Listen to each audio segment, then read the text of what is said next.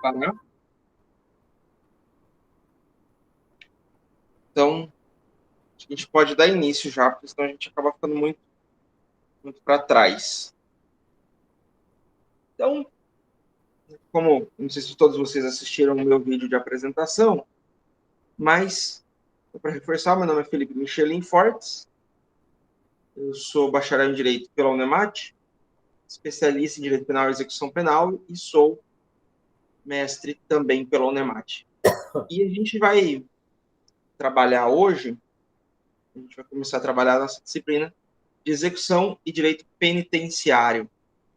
O que é execução penal e direito penitenciário? Qual que é as circunstâncias, né?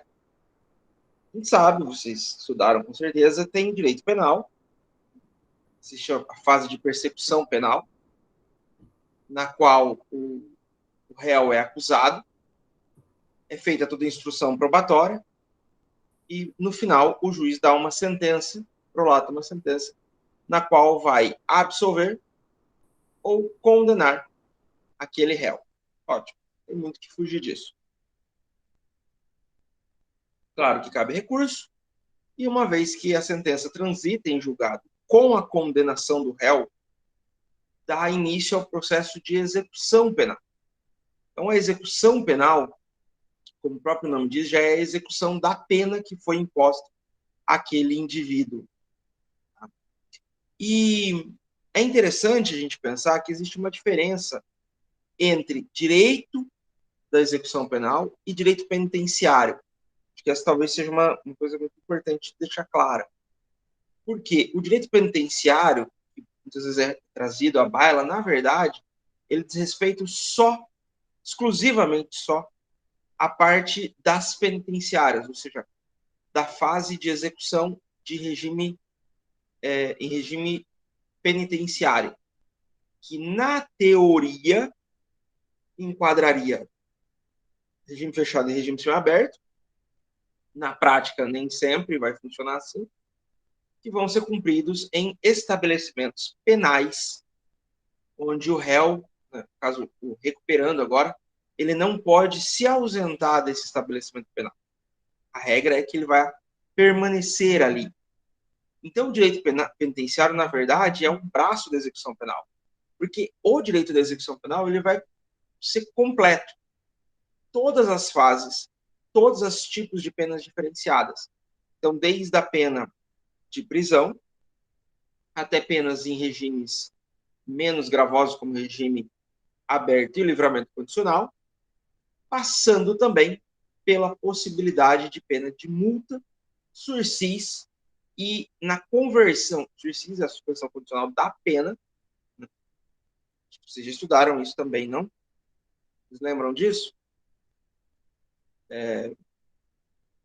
Quando a pena ela não é superior a 2 anos e não foi cometido o crime com violência ou grave ameaça, o juiz pode suspender a execução da pena. Ele não executa a pena, mas há um período de prova, no qual o réu precisa concluir algumas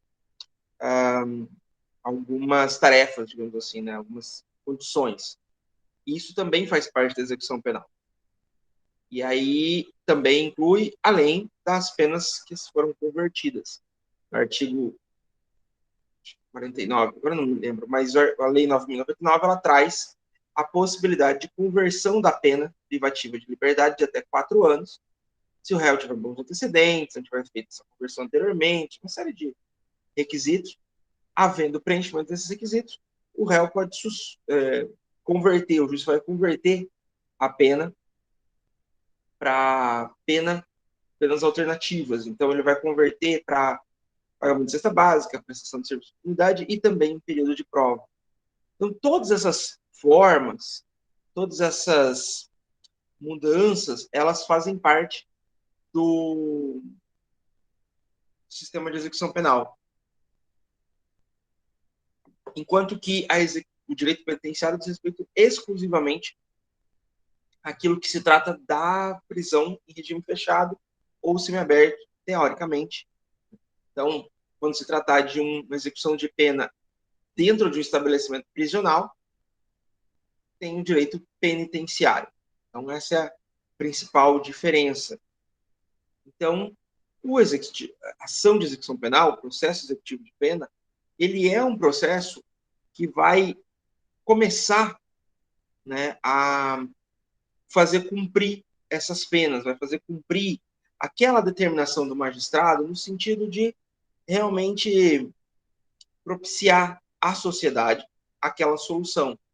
O sistema penitenciário, o sistema punitivo brasileiro, na verdade, é um sistema bastante arcaico. Ele vem em 1800 e lá vai Pedrinho, que já vinha, na verdade, desde as ordenações filipinas e manuelinas. Então a gente não mudou. Que tem sua inspiração também no direito francês, né, que você vai ter casos aí de 1700, 1600, com penas de prisão. O conceito de punição, ele é um conceito de afastamento do indivíduo, tido como problemático, tido como incorreto, do seio da sociedade. É uma forma arcaica, é uma forma muito antiga de se trabalhar o processo de execução penal, porque, na verdade, você só afasta, você só tira do problema por enquanto, sem pensar que no futuro isso irá retornar. Então, a gente precisa pensar o direito de execução penal não só para entender, mas para pensar numa possibilidade de mudança, de alteração, né, de discussão sobre isso. Tá? O artigo 50 do Código Penal, ele fala da pena de multa, que tem que ser paga em até 10 dias, por que eu trago isso? Como é que começa o processo de execução penal? Depende. A verdade é que depende. O processo de execução penal, quando o réu está preso, foi preso preventivamente, é condenado a regime fechado, vai continuar preso, vai correr, ou estava preso durante o processo recursal, a pena dele começa a ser cumprida imediatamente após o trânsito em julgado da sentença, ainda que o processo material, né, o dispositivo, o caderno processual não esteja formado ainda. Apesar de ser prioridade, apesar de ele ter que tramitar com regime de urgência, então, em tese, as secretarias das varas vão dar prioridade para esse réu preso, é óbvio que leva aí alguns dias até a formação, distribuição, tem todo um procedimento, né? Você tem que montar o executivo de pena, você precisa também descobrir algumas outras informações que eu vou passar agora na sequência. E aí há um processo aí, uma demanda que pode levar alguns dias. Então, o processo de execução de pena, fisicamente, né, o caderno processual, ele pode levar alguns dias para estar pronto, porém, a execução penal já começa a partir do momento em que a sentença transitou em julgado, porque ele é tido como já em cumprimento de pena, porque ele está recolhido. Então, apesar do, vamos dizer assim, o caderno processual ficou pronto 15 dias depois do trânsito em julgado, tá? Distribuído, tudo arrumadinho, certinho, bonitinho. Ele vai contar retroativamente desde o dia do trânsito em julgado. Então, ele começa a cumprir a pena dele a partir do momento em que a sentença transitou em julgado. E já os processos em que réu se livra solto, aí vai depender também de qual foi a pena que foi imposta. Se a pena a pena imposta foi a pena de prisão em regime fechado ou ainda em estabelecimento prisional, ela vai começar a ser executada a partir do recolhimento desse indivíduo na unidade prisional. O cara estava solto, vai ter que ser preso. A partir do momento em que ele é preso, é que a pena dele começa a ser contada. Então, independe a citação, independe a notificação, independe a formação do caderno processual. A partir do momento em que ele é, de fato, preso, e quando eu falo se livra solto, não é só o sujeito que respondeu em liberdade, mas está em fuga também. Então, o sujeito está em fuga, o caderno processual é montado, é expedido um mandado de prisão. Hoje, os mandados de prisão são todos eletrônicos, expedidos no Banco Nacional de Mandados de Prisão, ficam disponíveis para todas as unidades, todos Na verdade, foi para a pessoa, né? Ela pode ter acesso a isso em qualquer momento. Uma vez descoberto o paradeiro do sujeito, ele é recolhido, ele é preso e, a partir desse momento, dá-se início ao processo de execução de pena. Já quando ele foi condenado a penas restritivas de direito, ou ainda o regime aberto, ou aí vai uma deturpação do direito que acontece em alguns estados, incluindo Mato Grosso, né? Em regime semiaberto, mas sem cumprir no estabelecimento prisional adequado, o processo de execução de pena ele se inicia a partir da audiência de admoestação ou audiência audimonitória que vai estabelecer as condições para o cumprimento. Então, o juiz da execução penal ele vai informar ao réu, né, ao recuperando, as condições para cumprimento dessa pena. Essa audiência ela é uma formalidade necessária. Alguns juízes têm tentado, mas isso ainda não é algo plenamente aceito, caberia inclusive até um recurso, mas na verdade que não tem prejuízo, eles determinam as condições e mandam intimar só, sem uma audiência propriamente dita. Isso funciona muito bem na suspensão condicional do processo, que daí é antes da sentença transitar em julgado. Mas se questiona a legalidade disso no processo executivo de pena, ainda que os juízes tenham feito. E é importante uma situação, destacar, uma situação que acontecia há algum tempo atrás, assim, o sujeito foi condenado, está solto e foi condenado em regime aberto, por exemplo. Como ele estava solto, e a estrutura judiciária brasileira não é das melhores, acontecia de demorar muito tempo até que essa audiência fosse, de fato, realizada. Às vezes demorava muito tempo para a expedição da guia de execução penal, né, para a formação do caderno executivo penal, e isso estava gerando alguns problemas. Já aconteceu casos do sujeito ser condenado a 2 anos de cadeia, né, de cadeia não, reclusão, vai cumprir no regime aberto, então, em tese, prescreve acho que 4 anos. E aí, levou quase 2 anos para ele ser intimado para começar a cumprir. Então, na prática, algumas penas que ele recebeu, aquelas que são as chamadas penas derivativas, não é a pena imposta, mas é que deriva de qualquer condenação criminal, como, por exemplo, a suspensão dos direitos políticos dele, durou quase o dobro do que seria a pena. Ficou quase 4 anos para ele cumprir a pena dele. E isso deu prejuízo, causou prejuízo para ele, ele não poderia uma série de coisas, um concurso público, faculdade, votar e ser votado. E houve uma reclamação no CNJ quanto a isso, e mudou a escala de prioridades. Então, assim, hoje, o réu preso ele é prioridade, sempre foi e não vai mudar, mas as execuções de pena de réu solto também passaram a ter um grau de prioridade. Quando é vara exclusiva de execução penal, óbvio, fica em segundo, mas há que se dar uma acelerada a fazer. É muito comum os juízes, inclusive, hoje em dia, fazendo audiências de admoestação em lote. Você pega 5, 6, 10 recuperandos e faz audiência de uma vez só, faz no plenário do júri, por exemplo, e vai falando. É uma possibilidade para evitar uso de pauta, para evitar uma série de tempo. Quando a vara é mista, ou é vara única, em que o processo vai tramitar junto com outros processos, ele passa a ter prioridades. Então, um sistema, por exemplo, uma vara exclusivamente criminal, mas não só de execução de pena, ele passa a ser prioritário só perdendo para o réu preso. E o réu preso tanto do processo de conhecimento quanto do processo executivo de pena. Depois, o réu preso, logo depois, é a execução de pena. Quando é vara mista, com criminal e civil, ou vara única, também mistura tudo, ele vai entrar ali mais ou menos junto com as prioridades legais, um pouco acima até. Idoso, criança, deficiente, essas prioridades que estão previstas na lei. O objetivo disso é evitar um excesso na duração de uma pena, um excesso desnecessário na duração da pena. Já quando é exclusivamente a pena de multa, quando a pena ela é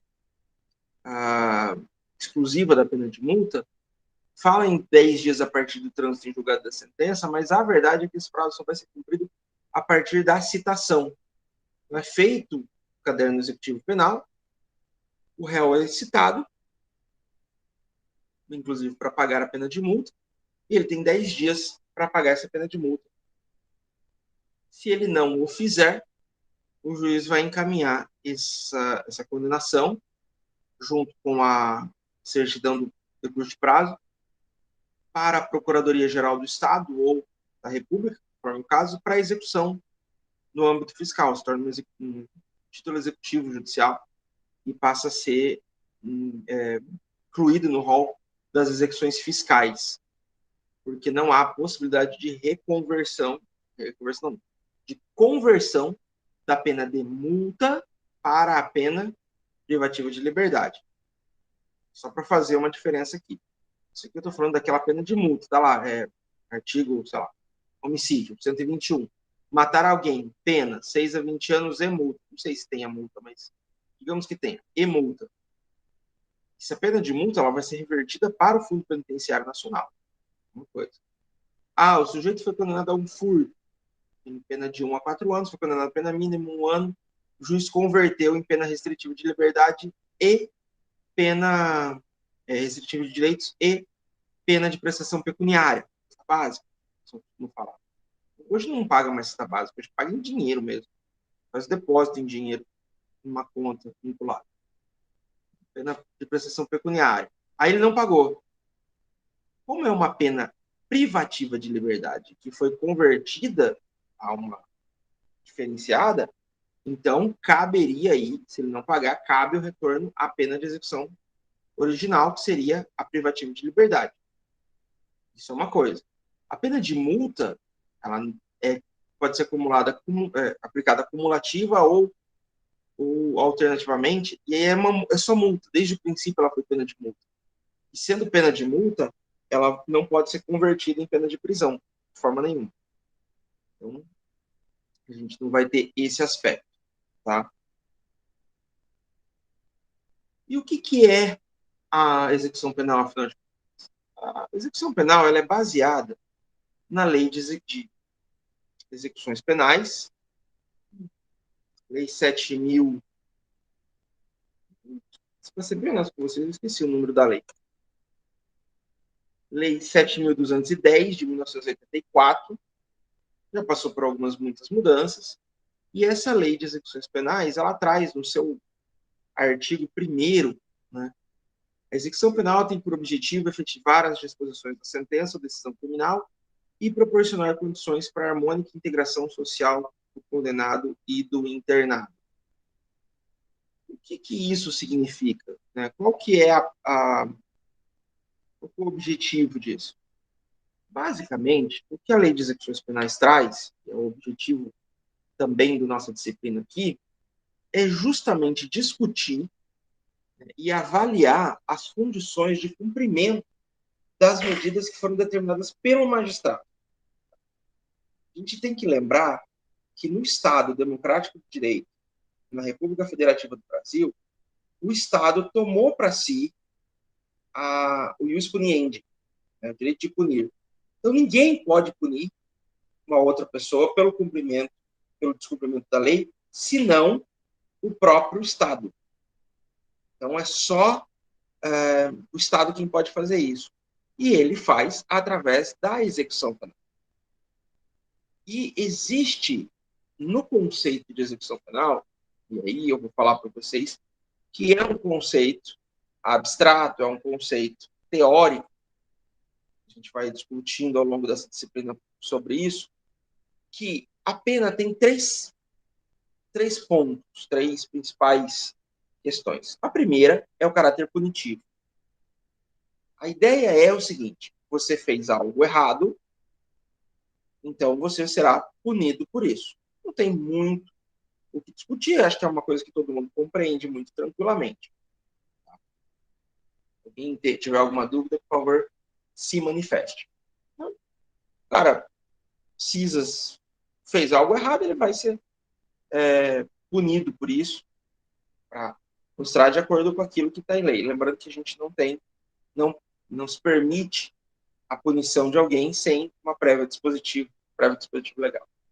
O segundo caráter dessa pena, a segunda relevância dessa pena é o seguinte: o Estado entende que o sujeito que descumpriu a lei, ele não está apto a conviver normalmente com a sociedade.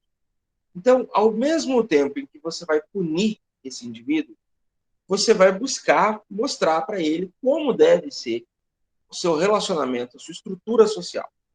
Então, ele vai preparar aquele indivíduo para ser reinserido na sociedade, de forma a ele não voltar a delinquir, de forma a impedir que ele continue cometendo delitos, tá? Num caráter de educação. Ótimo. E o terceiro ponto da lei de execuções penais, do conceito de execução penal até, é o caráter pedagógico. A ideia é, olha, se você fizer, tá vendo aquele cara ali? Ele cometeu um crime e está sendo punido. Se você cometeu um crime, você vai ser punido também. A ideia é que as pessoas vejam, né, o que aconteceu com o indivíduo e fiquem com medo de repetir a mesma coisa. Às vezes eu me pergunto por que eles não põem a mãe para bater com o chinelo nos filhos, porque é o único momento em que isso dá certo, porque nada mais dá certo nessa história. A punição não é realmente uma punição. Agora vamos para a prática? Estou falando da teoria. A verdade é que a punição não é uma punição. O sujeito que fica... para alguns, você ficar fora da sociedade é uma coisa meio ruim e tal. Só que, depois de um certo tempo, e depois de uma estrutura social que você tem, ali no mínimo você tem 3 refeições garantidas, você tem um teto, você tem uma coisa, você tem leis para cumprir e tal. Então o sistema de punição ele não está funcionando muito bem. A readaptação do condenado, então, nem se fala, porque, na verdade, você não tem uma política de readaptação. Não existe nenhuma política de ressocialização verdadeira. Hoje, mais da metade, quase 60% da nossa população carcerária já esteve presa em algum outro momento. Mesmo que não seja, acho que dá mais, se não estiver enganado, acho que chega a 70%.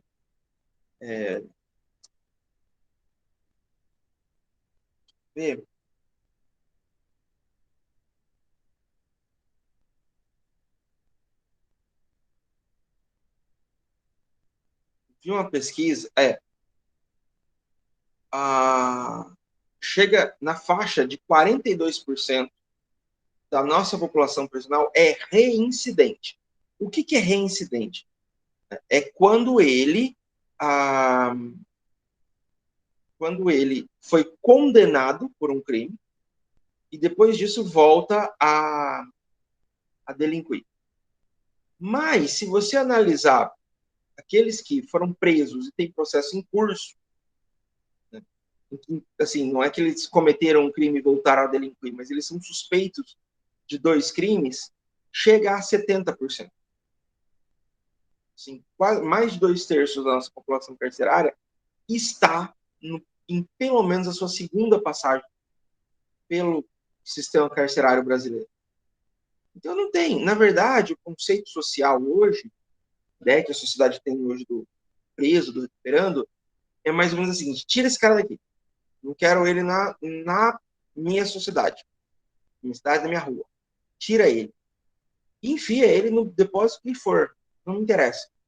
O problema é que, sim, a gente precisa se interessar. Porque esse cara ele não vai ficar o resto da vida. Hoje, até com a mudança do pacote anticrime, o período máximo que uma pessoa pode ficar na cadeia é de 40 anos. Ninguém fica mais que 40 anos. Ou seja, está previsto na Constituição Federal que não pode haver penas perpétuas. Isso significa que, em algum momento, esse cara vai voltar. E se você não fizer um trabalho de socialização, você não só deixou de recuperar uma pessoa, que seria uma obrigação do Estado, mas você colocou alguém a mais para ser bandido, para ser vilão para você. Então, a ideia de ressocialização, ela tem dois grandes beneficiários. Um é o próprio preso, que vai voltar e que vai estar feliz. O segundo é a sociedade, que vai ter menos um para ter que enfrentar. Então, você percebe que quanto... E aí existe uma relação estreita entre educação e processo de ressocialização. Quanto maior o nível de educação da sociedade, maior é o entendimento que as pessoas têm dessa necessidade de ressocializar. E aí, nesse sentido, maior é o processo que o Estado, né, vai poder investir nas condições de sociedade, nas condições de sociabilidade desse indivíduo preso. Então, é importante que a gente tenha esse entendimento. E a parte pedagógica também não ficou, nunca foi muito lá vista, porque, assim, historicamente, né, até 2019, o preso tinha que cumprir um terço da pena. Um cara condenado a 9 anos de prisão, ele começava em regime fechado, em 3 anos ele já estava... um terço, não, um sexto da pena. 1 ano e meio ele estava progredido para o regime aberto. Com 3 anos ele estava... Perdão, 1 ano e meio ele estava progredido para o regime... 1 ano e meio, fiz direito, fiz exato, então demora um pouquinho para a conta dar certo. Mas é isso mesmo. O cara condenado a 9 anos de prisão, por homicídio, por exemplo, ele vai ser condenado no regime fechado. Com 1 ano e meio ele está no regime semiaberto. Se tiver colônia agrícola industrial, ele leva mais 1 ano e meio para estar na rua. Ou seja, um terço da pena, ele está solto. Qual é a satisfação que dá? Que dava? Nenhuma. A gente vai ver ainda nessa disciplina que houve uma mudança com o pacote anticrime. Gente, eu gosto muito de ser honesto com vocês, com os meus alunos, com todo mundo, então eu vou ser honesto. Eu não gosto do governo Bolsonaro. E eu não gosto do Moro. Tá? Não gosto dos dois, de uma forma geral. Porém, eu gosto de elogiar quem merece ou quando faz alguma coisa certa. E dessa vez o Moro acertou. Ele propôs uma mudança nas frações, para não é fração, é progressão, que é algo que era necessário. Era necessário que acontecesse. A sociedade precisava sentir que o crime não compensava.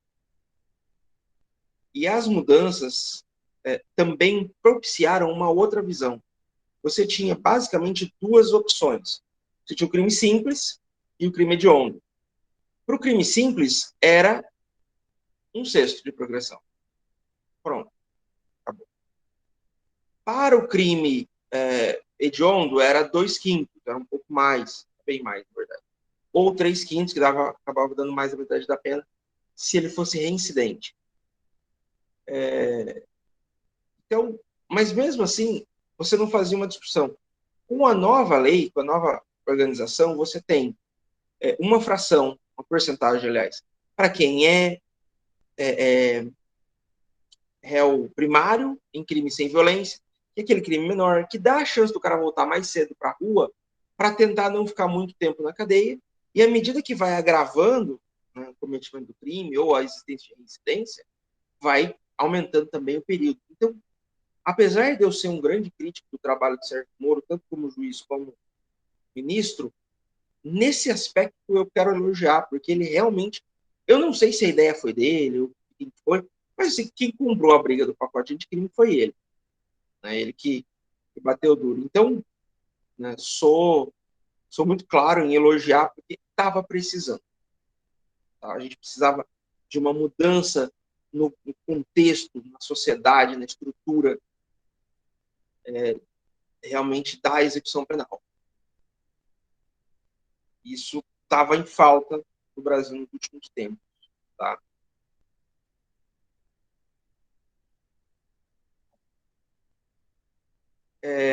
A gente vai estudar toda a estrutura, cada uma dos seus regimes, mas para a gente entender, antes de chegar aqui, na verdade, precisa dizer o seguinte: eu falei no início da aula, né? Encerrada a fase de persecução penal, dá-se início à fase de execução penal. E existem algumas diferenças interessantes.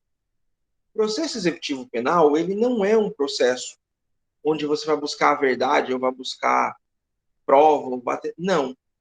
Ele é um processo muito imediatista, porque ele simplesmente vai executar algo que já está determinado. Ele vai só fazer cumprir. Então, é muito semelhante realmente a uma execução de título. Você tem um título jurídico, título executivo, você não vai discutir a origem dele. Tem, por exemplo, vai propor uma ação de execução de alimentos, baseado numa sentença de uma ação de alimentos. Não vai discutir mais se cabe ou não, se o cara é pai ou não é, se ele pode ou não pagar. Ele tem que pagar e ele vai pagar. Pronto. O processo de execução penal é no mesmo sentido. A gente não vai mais discutir se o cara é culpado ou inocente, se ele cometeu ou não o crime. Um juiz entendeu que ele cometeu o crime, com base em provas, condenou ele em determinada pena e agora vai cumprir. O recurso cabível, que nem é um recurso, é uma ação autônoma de impugnação cabível, para você reavaliar se o cara era inocente ou não, ou se a pena aplicada foi incorreta ou não, é a revisão criminal, que é uma ação autônoma, que pode ser interposta a qualquer tempo depois da sentença que está julgada, durante a execução ou não. A execução simplesmente vai pegar aquela pena e vai aplicar. Outra questão é que o processo de conhecimento da seara penal, ele vai ser trabalhado um por fato. Você tem um processo para cada fato, não necessariamente para cada tipo penal, porque um fato pode englobar mais de um tipo penal. Mas o cara roubou, é aquele fato. No outro dia, ele roubou outra casa, é um outro processo, com outras vítimas.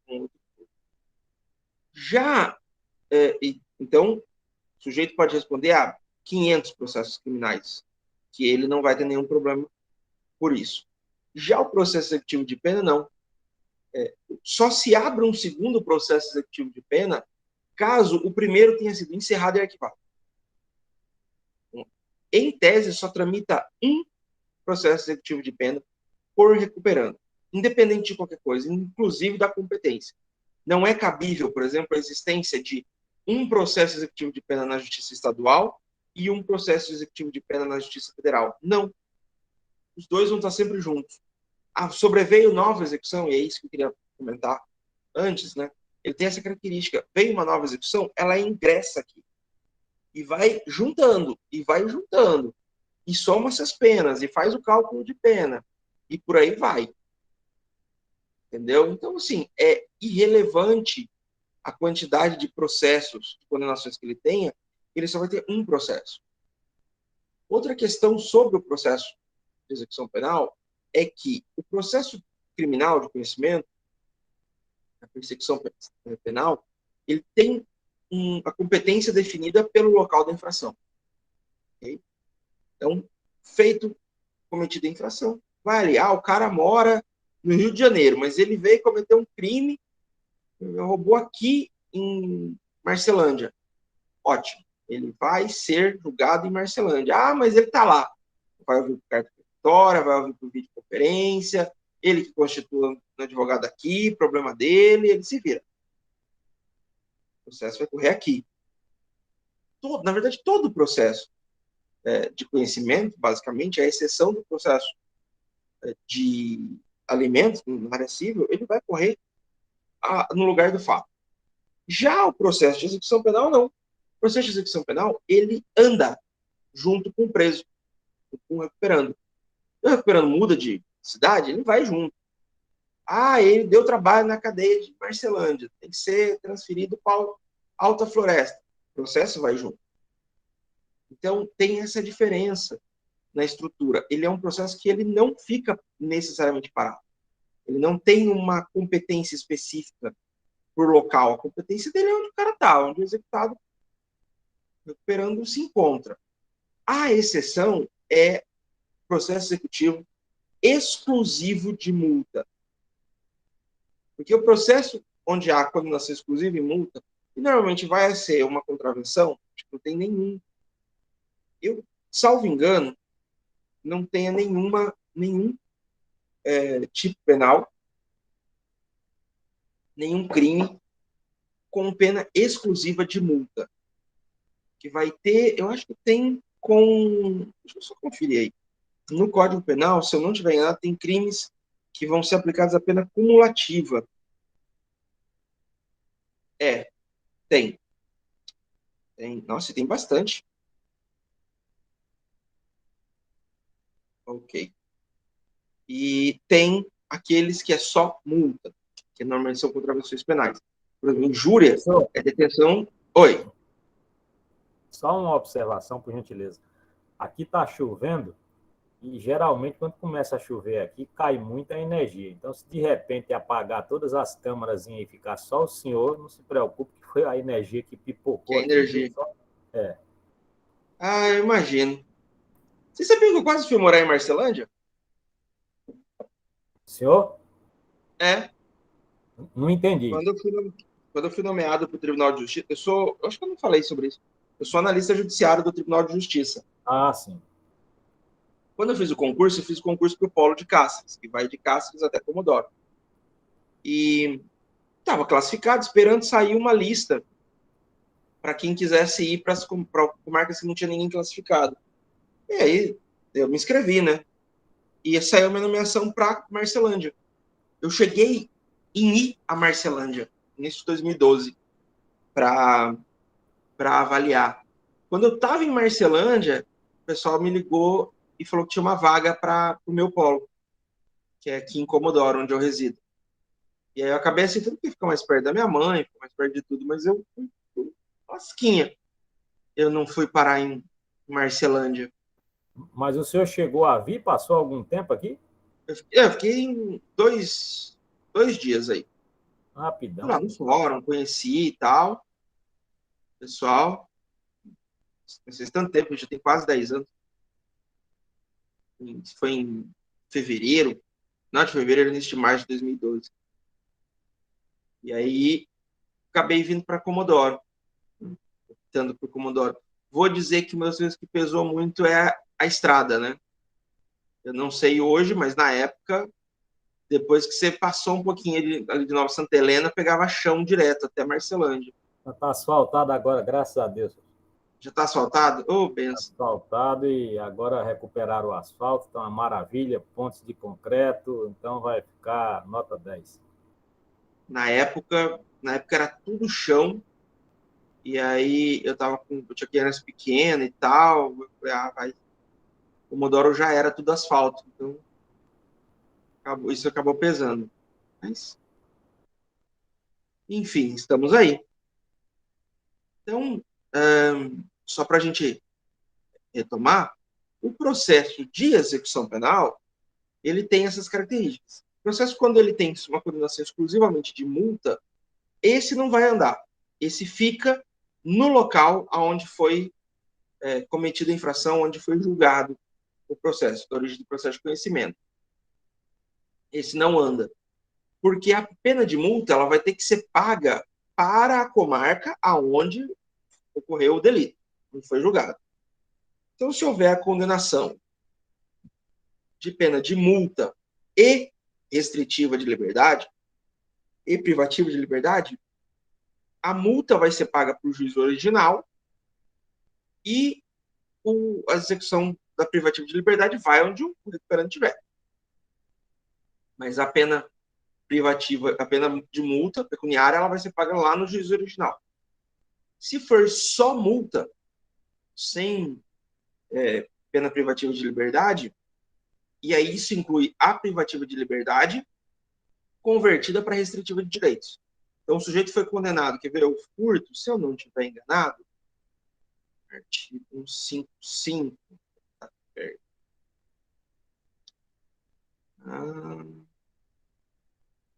Subtrair para si para outra coisa, a lei é móvel, reclusão de 1 a 4 anos e multa. Legal. Então, o cara tem uma pena de 1 a 4 anos e multa. O juiz condenou nos dois.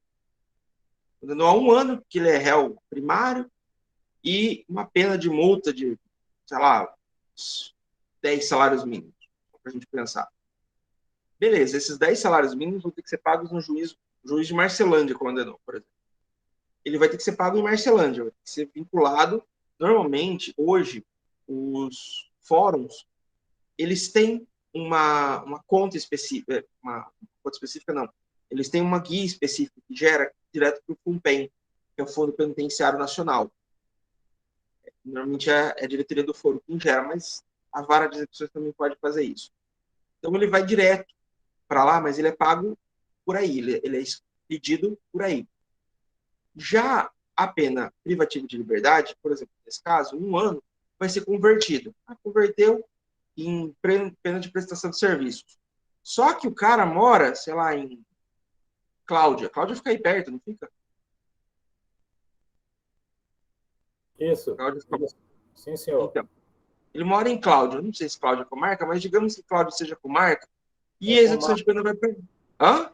É comarca. É comarca? Então. E aí ele vai para Cláudia, mora lá. Ótimo. O processo dele vai para Cláudia, e lá em Cláudia ele vai cumprir a pena de prestação de serviços à comunidade que foi convertida. Beleza. Então, mesmo que haja a conversão, a pena, havendo a condenação em pena privativa de liberdade, o processo vai ser prendar com o réu.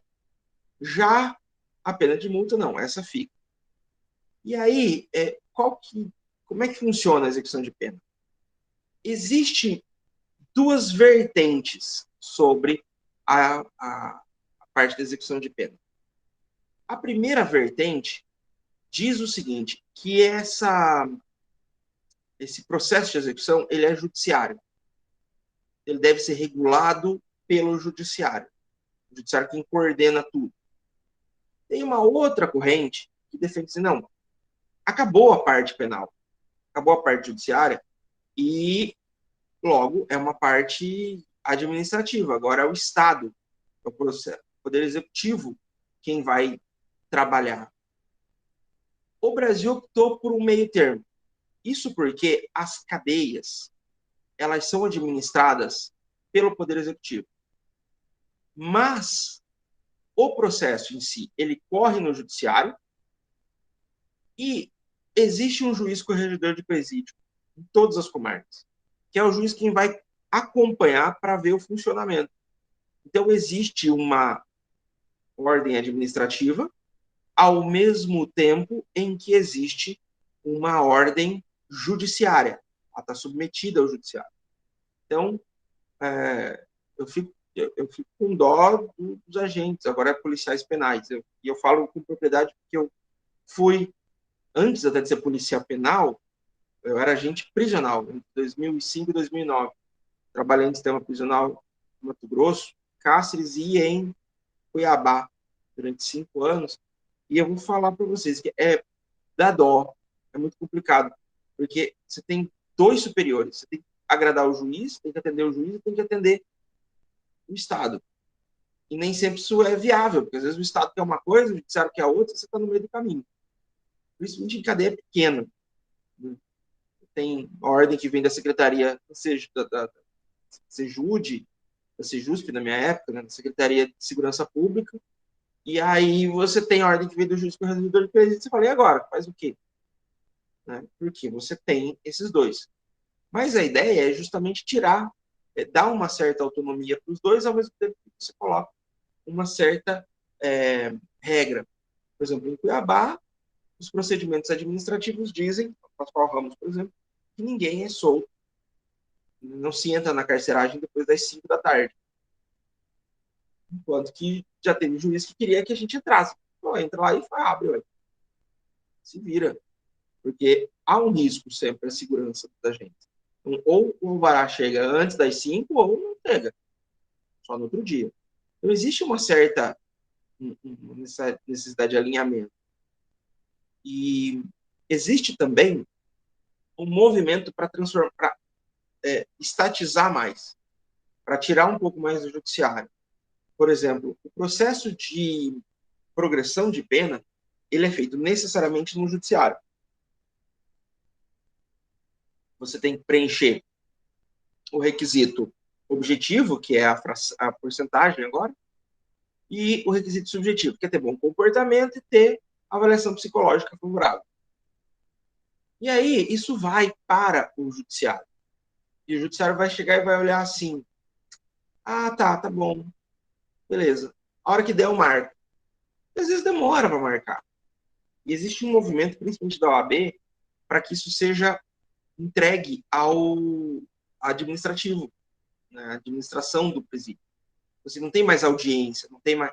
Não, simplesmente, a hora que ele cumpriu o requisito objetivo, né, então tiver perto de cumprir o requisito objetivo, que é a fração, já se faz a avaliação do comportamento e do perfil psicológico, se for tudo favorável, no dia, ele cumpre a porcentagem dia 30 de novembro. Ótimo, dia 30 de novembro de manhã o cara tá na rua. Poderia até dar certo se o sistema funcionasse. Nos Estados Unidos, por exemplo, é assim. Nos Estados Unidos não precisa vir um oficial de justiça com um alvará de soltura para soltar o preso, como é no Brasil. Nos Estados Unidos, chega e acabou. Né? Chega a data, a própria cadeia coloca o cara em liberdade. Só que o sistema lá funciona mais do que aqui. Então, são circunstâncias que a gente tem que pensar. O sistema brasileiro, ele é muito falho. Muito não, ele é extremamente falho. Tá? Só o fato da gente vai chegar lá, mas deixa eu já adiantar um pouco. O fato da gente não ter as três... como é que fala? Os três regimes de pena bem delineados, né? A gente não tem todos os protocolos que seriam esperados, só isso já mostra que realmente não existe uma ideia real da sociedade, né? Do funcionamento prático. Isso é muito ruim. Mas, talvez um dia, né, quando o sistema estiver funcionando, existem algumas questões que a gente precisaria ter mudado e tal. Mas...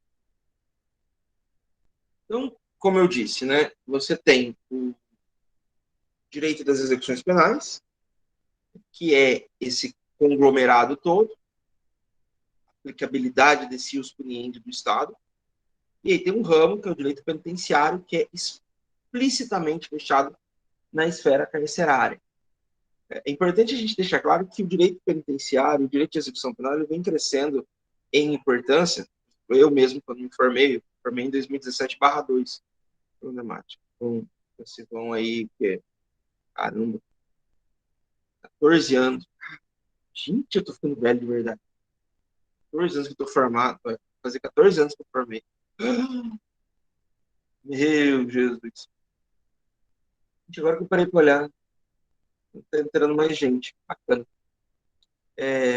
Então, não tinha. A gente não tinha essa disciplina. Assim como também não tinha criminologia, vitimologia, disciplinas mais afeitas a uma nova visão, uma nova perspectiva sobre a sociedade, né? Sobre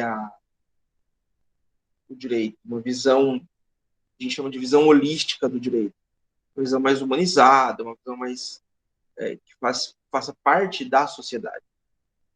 Então, a gente tinha um direito mais duro. E é importante a gente ter essa reavaliação do direito. É importante que a gente possa ter o direito trabalhado de uma forma humana, uma forma social. Porque, o direito, ele é espelho da sociedade. Ele precisa representar os anseios e as vontades da sociedade. Por isso que a gente precisa trabalhar o direito dessa forma mais aberta.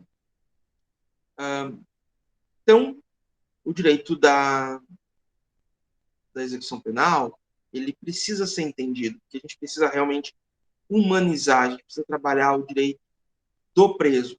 E aqui, eu estou um pouco fora até da nossa disciplina, mas eu quero falar para vocês, eu quero deixar... eu gosto de ter essa visão também mais social. nas disciplinas com as quais eu trabalho. A gente tem hoje no Brasil duas vertentes muito grandes de trabalho com a área da execução penal. De um lado, a gente tem um pessoal conservador e até certo ponto preconceituoso, que vem do discurso do bandido bom é bandido morto, esse povo tem que sofrer, esse povo é tudo vagabundo. Não é assim. Tá? Nem todo mundo ali é vagabundo. Nem todo mundo é santo, mas nem todo mundo é vagabundo. Tem gente que cometeu um erro. Eu falo isso por experiência própria, por ter trabalhado. Eu costumo dizer que eu tenho uma visão sobre o sistema prisional que me dá uma certa vantagem. Porque eu estive em 3 dos 4 lados possíveis.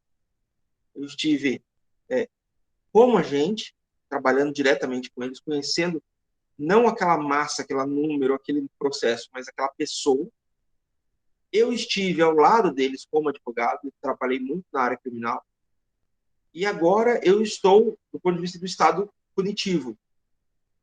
Eu só não vi o lado do Estado acusador, que é o Estado do MP. É o único lado que eu não vi. Eu não posso falar tanto por ele só por teórico, né? Mas quando a gente fala em estado de bem-estar dentro da execução penal, existe essa galera que fala, olha, eles são um bando de vagabundo, esse povo tem que morrer, esse povo tem que sofrer, esse povo... Sem se dar conta que são pais, mães, filhos, são esposos, são esposas, né? São pessoas que estão lá, acima de tudo. Por outro lado, existe um discurso aí um pouco que eu acho equivocado, que é um pouco mais de eles são vítimas da sociedade, eles não escolheram essa vida, mais ou menos, tá? Ninguém está ali por acidente. Ninguém está ali porque tropeçou e caiu na cadeia. Tem muita gente que está ali injustamente, é diferente. Tá? Aí ele não é responsável, quem é responsável é o Estado. Não foi um acidente, não foi por acaso, tem um responsável, mas não é ele. O caso é o Estado. A gente vê isso de uma forma muito grande. Mas também, né, quem de fato cometeu, e aí falando especificamente da execução penal, em que a gente presume que as provas foram apresentadas e que ele foi condenado, a gente presume que ele de fato cometeu o ilícito, quem vai estar ali, né, pelo menos os que de fato cometeram o ilícito, estão ali porque, tô passando na rua e olhei, os caras estavam roubando, eu fui roubar junto. Não é assim. Então a gente precisa achar um meio do caminho aqui. E qual que é esse meio do caminho? Na verdade, são vários meios do caminho. Tem que individualizar aquele cara, aquele recuperando. Entender que, sim, o sistema carcerário brasileiro, ele é um sistema punitivo, ele é um sistema excludente, ele é um sistema preconceituoso. A gente tem aí, se eu não estiver enganado, 52% da população brasileira, se eu não estiver errado, é preta. E nós passamos de 80% da população carcerária brasileira preta. Tá errado. Por que tem mais gente preta? Se a gente for analisar a renda média do preso familiar, do preso no Brasil, não passa de 3 salários mínimos. Ou seja, são consideravelmente pobres. Isso significa que a gente tem um sistema que é preconceituoso. É um sistema que é feito para discriminar. E aí é muito comum, e aí, nessa parte eu vou sair da estatística e falar pela experiência. Eu já ouvi muito, né, nas raras ocasiões que chega um rapaz branco, né, com o cabelinho arrumado, mais bem vestido, a primeira coisa que fala é, ele não tem cara de bandido. Qual é a cara do bandido?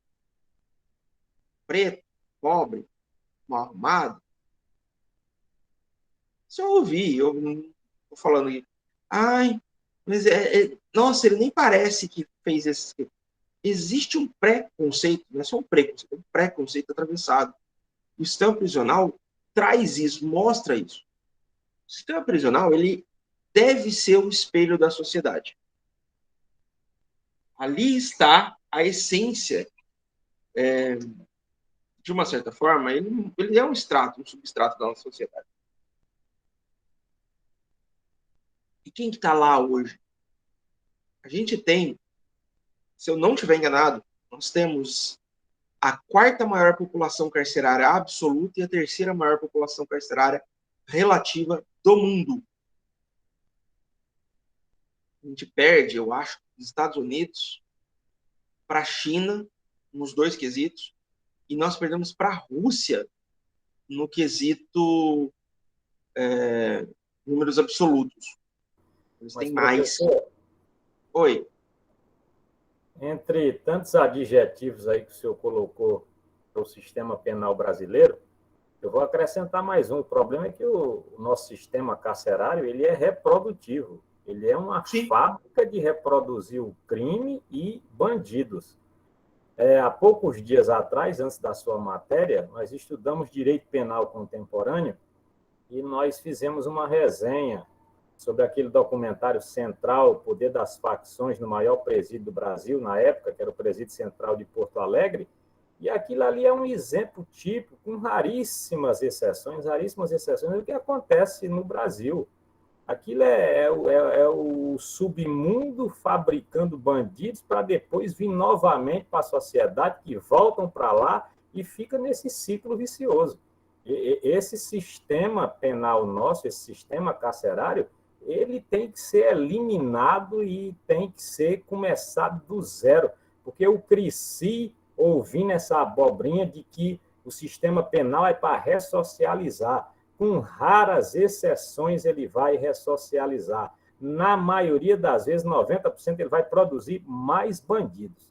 Isso é o que acontece. Eu não sou um especialista da área, eu sou um teórico, faço questão de dizer, eu não gosto de direito penal, eu estudo porque faz parte do programa de direito, mas leio e gosto de assistir e gosto de pesquisar. Então, o nosso sistema penal hoje é isso. Quem é que diz que aquilo socializa, gente? O senhor deve conhecer o presídio de Vila Bela, eu vim de Vila Bela para cá, aqui não socializa ninguém, aqui não há pocilga, cidadão viver ali dentro, a margem, e tem todas essas outras coisas que o senhor falou também, tem preconceito, a própria sociedade tem esse conceito, não é para viver ali dentro, é para morrer, ali não presta, é ele ou eu, antes de ser eu, que seja ele fica lá dentro, então tem tudo isso aí, esse negócio tem que começar do zero, na minha opinião, tem que ser refeito, porque enquanto nós tivermos esse sistema, nós vamos ter esse ciclo vicioso de, ao invés de a cadeia ressocializar, ela produzir mais crime, mais bandidos para a sociedade.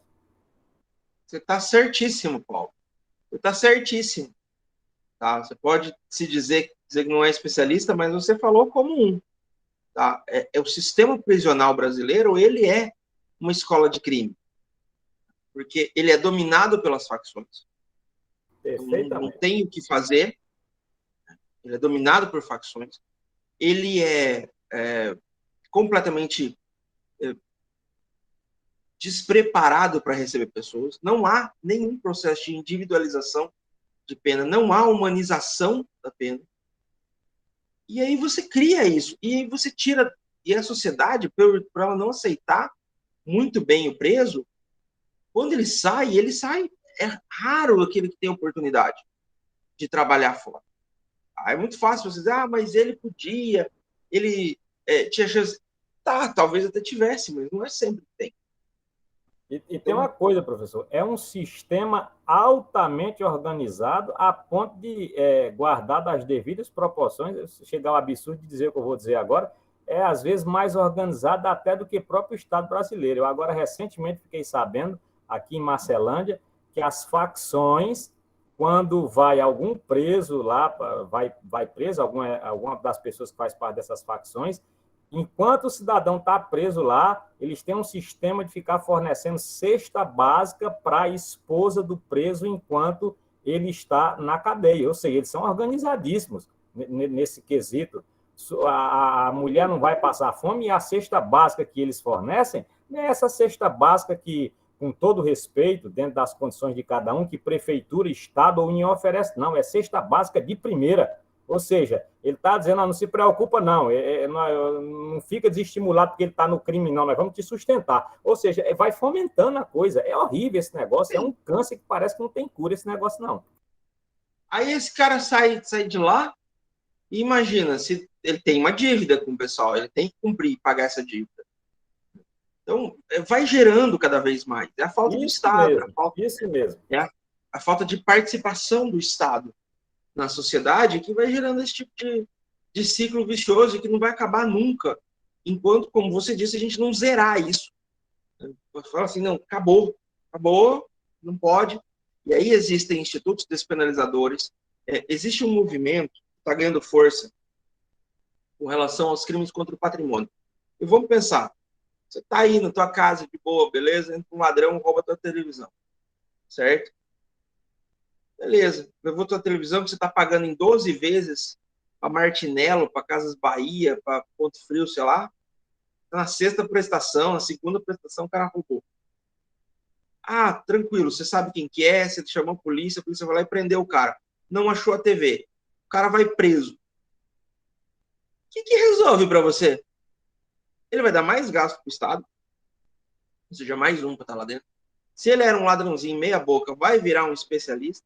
Você continua sem a sua TV, pagando a tua prestação. Qual que é a vantagem? Então, existe um movimento que quer atrelar a possibilidade de converter a pena de prisão em uma pena de trabalho para que ele possa pagar a sua TV, pagar o prejuízo que ele causou a você. É uma ideia, porque você dá satisfação. Eu preferia muito mais, se eu fosse roubado, eu preferia muito mais que o cara viesse aqui e pagasse o prejuízo que ele me deu, do que simplesmente ficar preso. Para mim, preso ele não resolveu bosta nenhuma. Você tem gente que, é injúria, é não sei o quê, crimes de menor potencial ofensivo, vai pagar essa base, vai para a aula, vai aprender a ser um cidadão melhor. Vamos deixar a cadeia para crimes graves, para crimes que realmente o cara mereça. E a cadeia ser decente, ser minimamente decente. Existe, e daí isso foi até, eu já propus algumas vezes, mas ninguém nunca me escutou. Existe uma forma de você fazer isso, que a forma é o trabalho, não adianta. E você poderia muito bem pegar. O Brasil é um país grande pra caramba. Você bota aí no meio do sertão nordestino, solzão do caramba, põe uma cadeia, pega uma ilha, essas ilhas fluviais aí, bota uma cadeia, meio do Pantanal, meio da floresta amazônica, bota cadeia. É grande. Pega aí essas plataformas de petróleo, que já não dá mais petróleo, põe uma cadeia lá. E aí você mantém as pequenas cadeias nas cidades.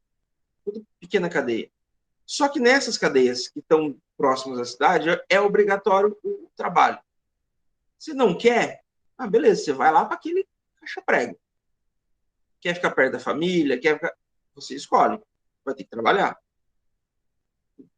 Porque, a gente vai ver daqui a pouco, está no slide aqui, é vedado o trabalho forçado, a pena de trabalho forçado. Mas a administração prisional, ela é autônoma, né, do Estado. Pronto, você vai dar oportunidade, você vai dar emprego, vai gerar renda, vai permitir que o indivíduo possa se ressocializar e vai permitir à sociedade que dê uma oportunidade para esse cara. E o outro que não quis nada com nada, esse aí vai ficar, meu. Porque assim, a gente normalmente generaliza a sociedade, ou todo mundo é bandido, vagabundo, não presta, ou é vítima, não sei o quê. Não é bem assim. Tem gente que está lá porque cometeu um erro, tem gente que está lá porque foi uma escolha, mas se viu sem opção. Nem todo mundo, é muito fácil de tirar por nós, né, por um indivíduo. Porque tem o cara que também perdeu mãe, perdeu pai, não tinha ninguém, não entrou pro crime, virou trabalhador. Beleza, tem. Mas ele tinha força psicológica, ele tinha alguma estrutura, ele tinha um apego divino, de fé, alguma coisa do gênero, que o outro não teve. A gente não pode julgar o outro pelas nossas próprias decisões. É muito fácil, é muito simples para mim falar, mas fulano e tal. Né? Eu tive um colega meu que foi preso, levando droga para dentro da cadeia. Ah, por que a gente... Velho, porque não sei. Porque ele é assim, porque ele escolheu, porque ele sofreu algum tipo de pressão, ele achou que pudesse estar em risco. Eu não vou tirar a situação dele pela minha, porque eu não sei o que se passa na cabeça dele. A gente não sonda a alma de ninguém. Mas, de repente, ele precisa de uma oportunidade para ver que aquilo não está certo. E E tem uma outra opção. E aí você não dá essa oportunidade. Essa questão, eu posso falar, professor? Eu não quero interromper o senhor em tomar. Imagina, pode falar. Essa questão do preconceito é algo terrível. Isso tem uma hipocrisia tremenda. Eu vou dar um testemunho aqui para o senhor. Eu sou evangélico, eu já fiz muitos trabalhos de evangelização lá no presídio de Vila Bela, do qual já mencionei para o senhor. Só para o senhor ter uma ideia. No Evangelho, você fala que Jesus transforma as pessoas, e é verdade, eu tenho muitos testemunhos de pessoas que foram transformadas pelo Evangelho, mas dentro disso mesmo existe hipocrisia. Eu fazia esse trabalho de evangelização com um determinado irmão, e a certa altura, um dos presos lá, que se tornou evangélico também, aceitou a mensagem, ele se apaixonou pela filha do meu companheiro que ia fazer lá o evangelismo comigo. Ela ia, a moça ia para lá, e eles se apaixonaram. E qual não foi a minha surpresa que o meu irmão, com todo respeito, ele não queria. Eu pergunto, mas por que você não está aceitando esse namoro? Não, porque ele é da cadeia. Eu digo, mas você não está indo lá pregar que Jesus transforma, que Jesus muda a natureza humana? Então quer dizer que você está pregando uma coisa que você não acredita. Então, para o senhor ver, no meio evangélico existe essa hipocrisia. Na sociedade, que muitas vezes não se aprofunda nesse lado espiritual, o cidadão sai da cadeia até ele ser admitido. No emprego, passar na cabeça, tem todo aquele preconceito. Então, meu querido professor, o senhor está corretíssimo no que você está falando, e eu também, no meu posicionamento, não estou muito atrás, não. Esse sistema, mais uma vez, ele precisa ser zerado e repensado, porque a situação é bem complicada. Tem a culpa da sociedade, tem a culpa do Estado, cada caso é cada caso, como o senhor aí muito bem pontuou, mas é um problema seríssimo esse problema aí que nós estamos tratando. Não, é um problema complicado, é muito difícil. Né? E aí, engraçado que está previsto no artigo 5º da Constituição, em 2 incisos, o inciso 56, 57 e o 58. Né? O 57 fala que não haverá penas de morte, salvo em caso de guerra declarada, nos termos do artigo 34. 19, de penas de caráter perpétuo, de trabalhos forçados, de banimento e cruéis. Então, o que é isso? Não é permitido. Lembrando que o artigo 5º é uma cláusula pétrea da Constituição, ela não pode ser alterada, salvo para aumentar os direitos. Então, o máximo que a gente poderia fazer aqui nesse inciso específico seria aumentar essa lista, não pode tirar nada. E para mudar isso só em caso de uma nova Constituição, a gente não tem condições, a democracia brasileira é frágil demais para perder a Constituição hoje. Não dá nem para pensar nisso. Então, não é permitido constitucionalmente a existência de pena de morte, com uma exceção, que são os casos de guerra declarada. O Congresso vai declarar guerra, e aí é declarado estado de guerra, e mesmo assim, essa pena de morte ela não é para os crimes já previstos, mas para os crimes de guerra. Então, não é porque declaramos guerra contra o Paraguai, por exemplo. Beleza. Como é que é? A gente tem munição para 5 minutos de guerra, diz que, né? Então, nos 15 minutos de guerra, o cara vai lá e comete um homicídio comum. Beleza. Vai continuar respondendo pelo mesma lei. 6 a 20 anos é homicídio simples, 12 a 30 anos é homicídio qualificado. Pronto. Não muda. Ele só vai haver a pena de morte nos casos de crimes de guerra. Então, o cara vazou segredo de estratégia militar, ou ele traiu, ele matou o companheiro, né, levou à morte o companheiro de guerra, batalhão. Aí, nesses casos, caberia a pena de morte, mas só nos casos de crime de guerra.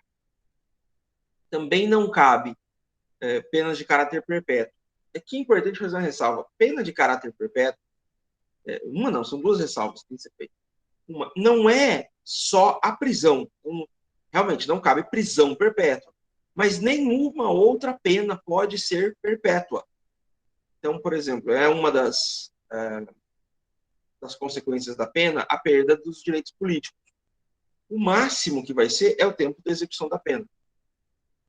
Depois que ele executou a pena, retoma seus direitos políticos normais.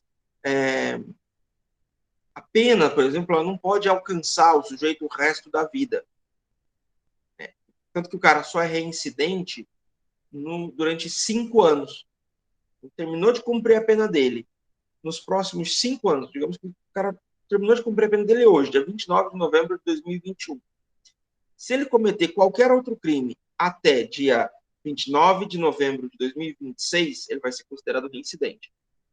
Se ele cometer um crime no dia 30 de novembro de 2026, ele já é tido como réu primário de novo, porque não há pena de caráter perpétuo. A reincidência, ela implica uma série de questões, inclusive na progressão de pena. E aí existe a figura dos bons antecedentes. Teoricamente, se o cara ostenta a condenação anterior a 5 anos, ou seja, com mais de 5 anos, ela vai constar nos maus antecedentes. E já existe uma vertente, uma corrente acadêmica para acabar com isso, justamente porque não é vedada a pena de caráter perpétuo. Fora isso, o segundo comentário que a gente precisa fazer é assim: não pode condenar uma pessoa a pena de morte, a pena de perpétuo, passar o resto da vida na cadeia. Você tem que sempre impor um limite, mesmo que esse limite seja questionável, né? Um limite fictício. Por exemplo, vai começar essa semana, se eu estiver errado, o julgamento, finalmente, da Boate Kiss, tá? E os caras são acusados, se eu não estiver enganado,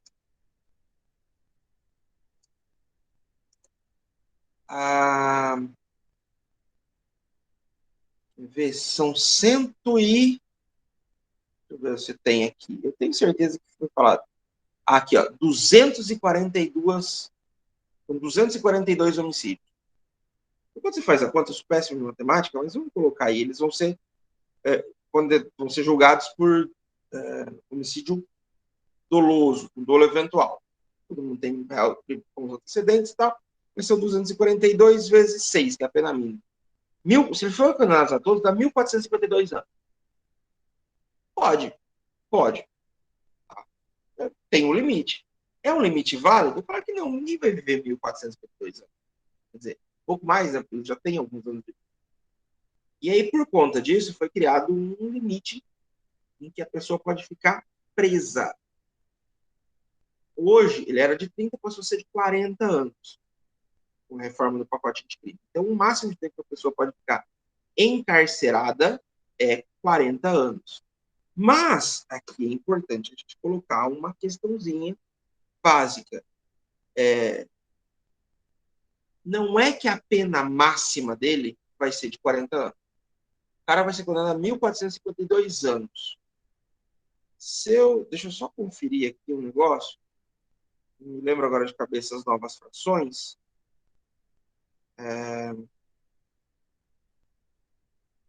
Agora eu esqueci. Não vou saber disso.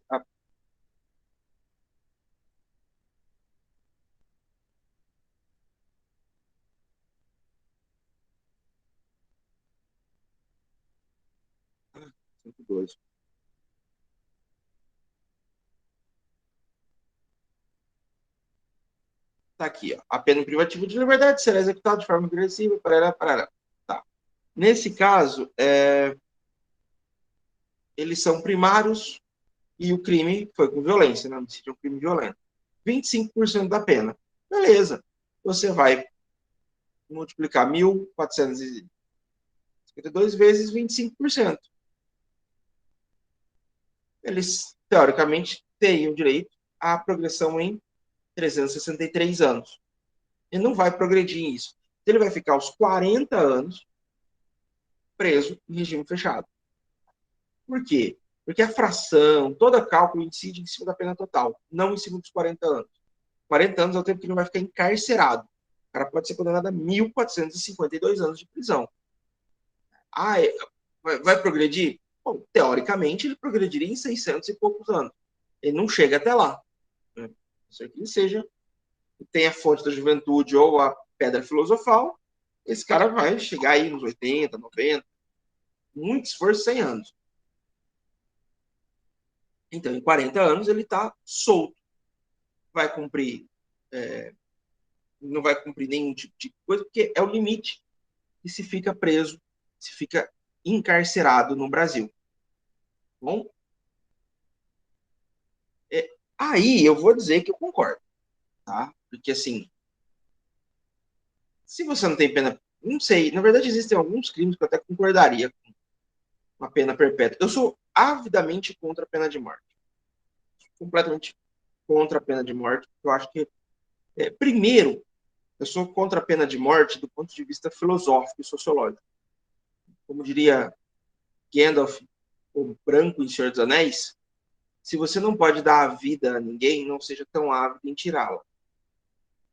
Então, nesse aspecto, eu tenho esse questionamento. Mas também, especificamente no caso do Brasil, o sistema penal brasileiro ele é tão falho, o sistema judiciário brasileiro é tão falho, que eu sou contra a pena de morte por conta disso. Você pode ter a chance de uma condenação injusta é absurda no Brasil.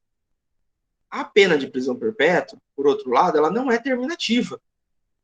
Se o cara foi condenado injustamente a pena de prisão perpétua e se descobre que é injusto, ele pode ser solto, óbvio, perde-se muita coisa, mas pelo menos ele ficou um tempo. Então, é algo, eu não sei, eu tenho minhas dúvidas.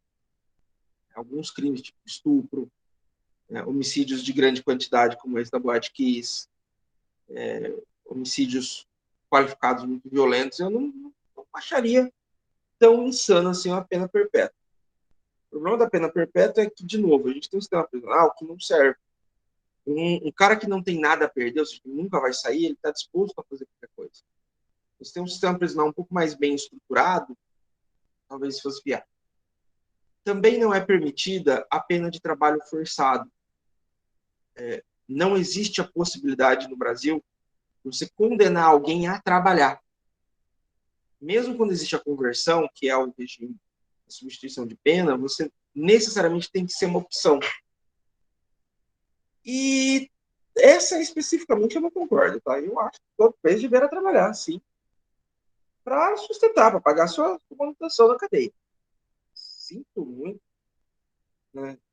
Desculpa, talvez o legislador constitucional entenda que era uma forma de trabalho escravo e tal, mas eu acho que, assim, se você estabelece uma legislação no sentido de proteger a dignidade humana, inclusive de remunerar esse preso, eu sempre defendi que o trabalho do preso tinha que ser incentivado, ele deveria trabalhar e deveria ganhar um salário para isso. Só que esse salário ele deveria ser dividido em 3 pontos. Uma parte, uma parcela volta para a instituição prisional para sustentar o custo dele lá. Uma vai para ele mesmo, porque toda cadeia tem o seu comércio automático, para ele ter dinheiro lá dentro, e para a família, terço para a família. Se não tiver família, vai para uma poupança, quando ele sair, ele tem o dinheiro disponível. Então, esse eu realmente não concordo. A pena de banimento é uma pena que já não existia há um bom tempo. A pena de banimento significava você expulsar alguém do país. O que houve, e é importante que a gente deixe isso bem claro, não houve muito banimento, né, ou exílio das pessoas durante a ditadura militar. Ao contrário do que se diz, a maior parte das pessoas que estiveram no exílio, eles se autoexilaram, fugindo da ditadura. Porque o que a ditadura fazia, basicamente, era torturar e matar. Havia as deportações, como aconteceu no caso da Olga Benário, só que ela não é brasileira. Os brasileiros, raras vezes, eram expulsos do país. A maioria eram torturados. e eram mantinham no Brasil até como uma amostra, né, do poder da ditadura militar. E aí, então, a maior parte das pessoas que se exilaram, na verdade, eram um alto exílio. Por isso que foi feita a lei da anistia, para que eles pudessem voltar sem ser perseguidos. O banimento foi muito comum na Idade Média, até porque o banimento implica em perda da nacionalidade. Então, isso é proibido no Brasil.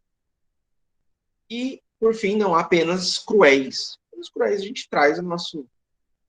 lá do tempo das grandes navegações, do tempo da escravidão. Não só negros, viu? Se você pegar aí diários de bordo de navios portugueses, de navios ingleses, era comum a punição com chibatadas, a punição física, com castigos físicos. E isso foi proibido. A ditadura também usou muito isso. Então, é inconstitucional qualquer tipo de pena que impunha, que seja imposta diretamente os castigos físicos. E isso é diferente, tá? Isso é importante deixar claro também. As penas cruéis, elas não estão... A gente não está falando de más condições de presídio. Porque o cara que está num presídio mal conservado, que está insalubre, isso é uma outra questão. Está cumprindo uma pena privativa de liberdade. O que não pode, o que é proibido constitucionalmente, é prever, por exemplo, no Código Penal, 30 chibatados em praça pública, ou a amputação da mão por um ladrão, que acontece nos países muçulmanos. O apedrejamento da mulher adúltera. Isso que é pena cruel. Aí, as más condições de encarceramento, isso está previsto no inciso 48, perdão. É assegurado aos presos o respeito à integridade física e moral. Então, o preso ele não pode ser humilhado, não pode ser ofendido, ele não pode ser questionado no seu âmago, no seu ser. Ao mesmo tempo, ele também não pode ser fisicamente molestado. Outra balela, né, assim, professor? Oi? Outra balela, né? Todo mundo sabe no Brasil e acho que em toda parte do mundo que a primeira coisa que um preso sofre quando entra lá na cadeia leva uma baita de uma pisa que é para ele confessar o que é que ele fez. Se não for no puxão de orelha, vai no beliscão. Se não for no beliscão, vai em outras coisas mais, né? Eu vou falar para vocês que eu já vi, né? Já presenciei algumas situações bastante questionáveis. E assumo, a minha vergonha, não ter interferido, né? Não ter questionado quem estava tomando aquele tipo de atitude que é incompatível com o exercício da execução penal. Eu acabei me isentando. E aí tenho bastante envergonhado de ter feito isso. Eu, na verdade, não ter feito nada. Mas o que é passado, é passado. Agora a gente tem que... Agora eu luto para evitar que isso aconteça novamente. Mas é uma grande balela, né? A gente sabe disso. Então é importante realmente que a gente tenha. Continuamos amanhã, pessoal? E olha que Oi, tem Paulo. exame de corpo de delito, tudo essas coisas, mas não impede nada, rapaz. Continua do mesmo jeito. É triste, rapaz, esse negócio. É difícil. Acho que a gente pode encerrar por hoje e continuar amanhã? Se o senhor concordar, concordamos. Nós temos ainda uma monografia para apresentar, está todo mundo ensaiando ainda, está muito apertado nesse final de ano. Eu imagino. O senhor é que decide. Né? Então vamos encerrar por hoje, a gente retoma amanhã, mesmo horário, 7h30, tá bom? Sim, senhor. Boa noite, professor. Boa noite, pessoal. Obrigado, boa noite e até amanhã.